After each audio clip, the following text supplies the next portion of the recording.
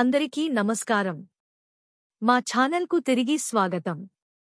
ఈ వీడియోలో ఆర్థిక మంత్రి నిర్మలా సీతారామన్ రాబోయే బడ్జెట్ 2025లో ఏమి తీసుకురాగలరో విశ్లేషిస్తాము. ముఖ్యంగా ఈపీఎస్ 95 కనీస పెన్షన్ పెంపు మరియు డియర్నెస్ అలవెన్స్ పథకంలో కీలకమైన మార్పుల కోసం ఎదురుచూస్తున్న లక్షలాది మంది పెన్షనర్ల కోసం. పెన్షన్లను పెంచాలనే తీవ్రమైన డిమాండ్లను ఈ బడ్జెట్ చివరకు పరిష్కరిస్తుందా? భారతదేశ ఆర్థిక వ్యవస్థపై సంభావ్య ప్రభావాన్ని తెలుసుకోవడానికి అంతర్దృష్టులు, అంచనాలు మరియు ప్రత్యక్ష నవీకరణల కోసం ఈ వీడియోను చివరి వరకు చూడండి. మేము టాపిక్లోకి వెళ్లే ముందు మీరందరూ మా ఛానల్కు సబ్స్క్రైబ్ చేసి మాకు మద్దతు ఇవ్వమని మేము అభ్యర్థిస్తున్నాము.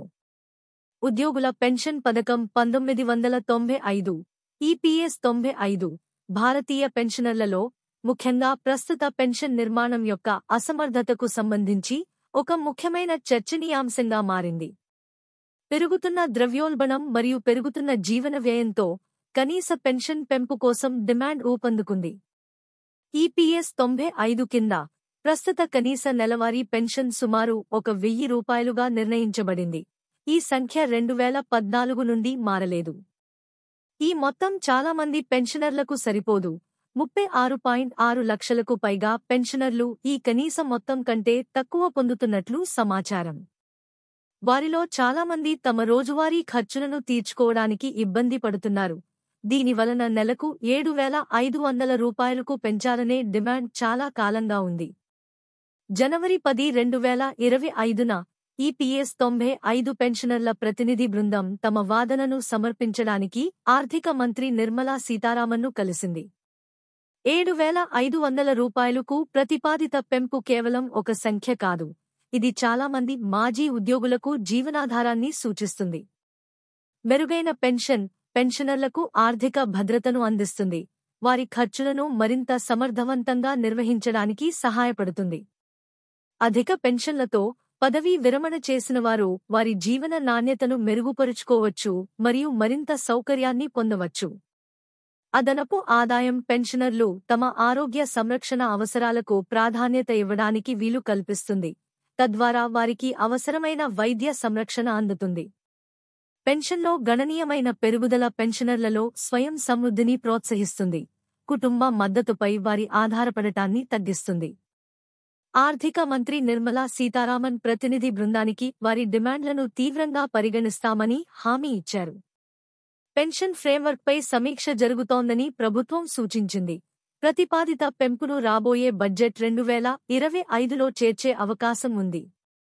ఇది త్వరలోనే అనుకూలమైన ఫలితాలు వెలువడవచ్చనే ఆశలను పెన్షనర్లలో పెంచింది. కార్మిక సంఘాలు కూడా ఈ అంశాన్ని పరిగణనలోకి తీసుకుని కనీస పెన్షన్ను నెలకు 3,000 రూపాయలకు పెంచాలని ప్రతిపాదించాయి.